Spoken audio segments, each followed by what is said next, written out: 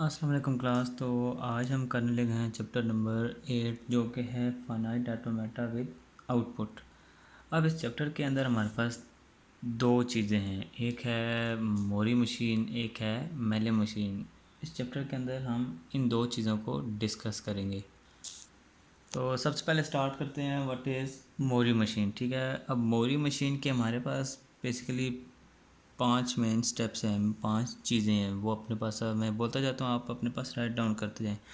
सबसे पहले बेसिक हमारे पास क्या होता है, हमारे पास स्टेट्स होती हैं। स्टेट्स कौन सी है, जैसे Q1 Q2 Q3 Q4, ये 4 स्टेट्स हमारे पास। ठीक है, ये हमारे पास नंबर ऑफ़ स्टेट्स होती हैं। फिर हमारे पास होते हैं इनपुट्स, अल्फ़ाबेट, जैसे कि ABCD, कोई भी अल्फ़ाबेट हमारे पास। ठीक है, और तीसरी चीज़ होती है हमारे पास आउटपुट के Q1 पे जो डिफरेंट स्टेट में हमारे पास डिफरेंट आउटपुट्स होती हैं, 0 या 1, ये हमारे पास आउटपुट होती हैं। ठीक है, और उसके बाद होती है हमारे पास हर स्टेट के ऊपर हम जो उसका ट्रांजिशन टेबल बनाते हैं, जो हमने लास्ट फ्यूज़ चैप्टर में देखा भी है कि हम किसी भी मशीन का या किसी भी एफए का हम ट्रांजिशन टेबल कैसे बनाते हैं। ठीक है, ये 4 चीज़ों अपने कंसेप्ट के साथ हम चलेंगे मोरी मशीन की तरफ। ठीक है, मोरी मशीन के अंदर हमारे पास क्या होता है, जो हमारे पास स्टार्ट होता है। ठीक है, पहले तो ये होता था ना, हम एफए के अंदर नेगेटिव साइन से उसको डिनोट करते थे, लेकिन इसमें अब हम स्टार्ट स्टेट को हमेशा शो करेंगे विद एरो। ठीक है, उसके बाद हमारे पास होता है जिस स्टेट पे हम जाते हैं उसको आउटपुट रीड करते हैं, उसकी आउटपुट हम लिख लेते हैं, आई एग्जांपल ए है या बी है, जोन सी भी आउटपुट रीड करते हैं। फिर अगर हमने नेक्स्ट कैरेक्टर रीड करना होता है ना, तो जिस स्टेट पे हम पहुंचे होते हैं उस स्टेट से आगे फर्दर रीड आउट करते हैं। ठीक है, अब इसके अंदर हमारे पास जो आउटपुट होती है ना, वो इनपुट प्लस 1 के इक्वल होती है। इनपुट प्लस 1 के इक्वल कैसे होती है, वो हम अभी फर्दर इसकी एग्जांपल एक मोरी मशीन की करेंगे, आपको समझ आएगी। अब इसकी एग्जांपल हम करते हैं यहाँ पे।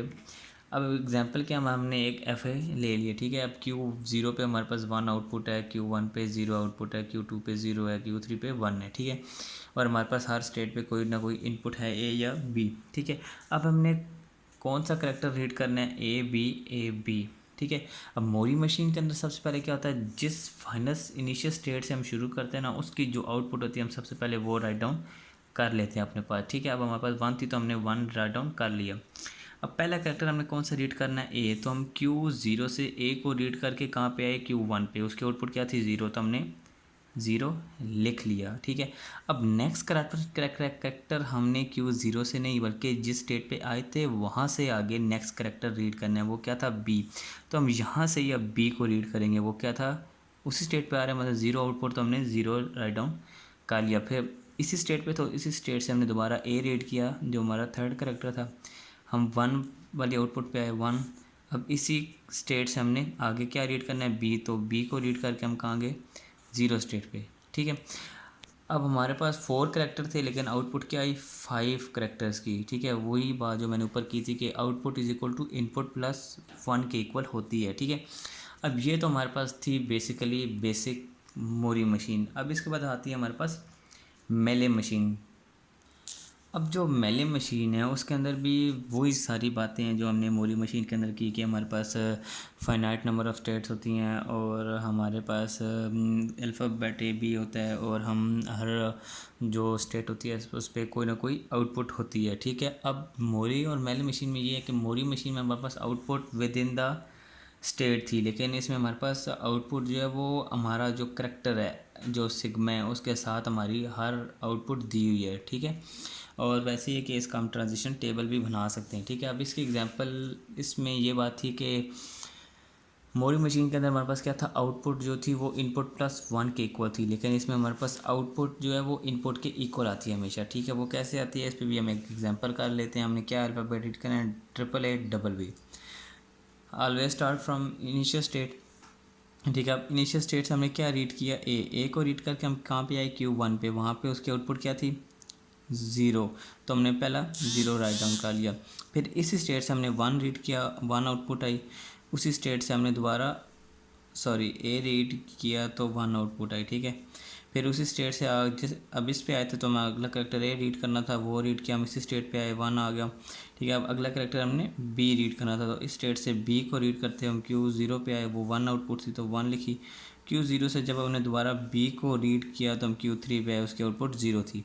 तो हमारे पास इनपुट कैरेक्टर भी 5 थे और हमारे पास आउटपुट कैरेक्टर भी 5 आए हैं।